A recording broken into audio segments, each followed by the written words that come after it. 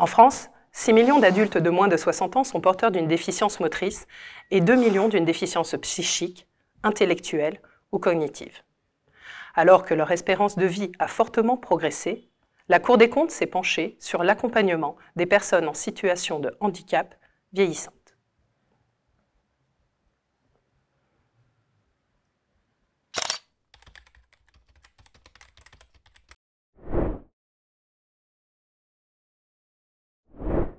Lorsqu'elles vieillissent, les personnes porteuses de handicap ont besoin d'un accompagnement adapté à leur situation, à domicile pour l'immense majorité ou en établissement spécialisé pour les moins autonomes.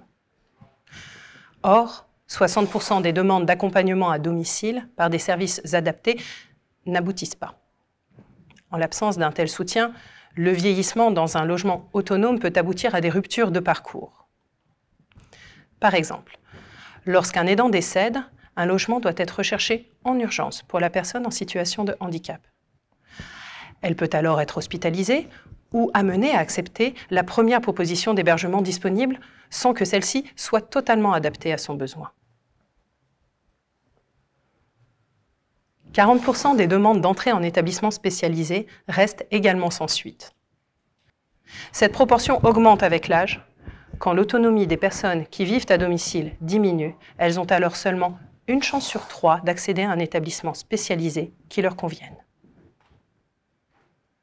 L'offre est en particulier très déficitaire pour les personnes qui présentent des troubles envahissants du développement, des troubles psychiques importants ou qui ont un handicap neurologique lourd à la suite d'un accident. Cela peut conduire à des situations d'exclusion sociale, à des hospitalisations de longue durée dans des établissements psychiatriques, à des transferts en Belgique ou encore à des entrées dans des établissements moins adaptés. Faute de place en établissement pour adultes en situation de handicap, les EHPAD sont la seule offre d'hébergement facilement mobilisable sur tout le territoire. Ils représentent aujourd'hui la principale structure d'accueil des personnes porteuses de handicap vieillissantes, avec 40 000 personnes accueillies. Mais les EHPAD ne sont pas suffisamment financés et outillés pour ce public spécifique. Ils ne peuvent devenir une solution acceptable d'hébergement qu'à condition de s'adapter aux besoins particuliers de ce nouveau public. Cela passe par le développement d'activités adaptées afin de maintenir par exemple leur capacité cognitive et par une évolution des recettes qui leur sont allouées pour les accueillir.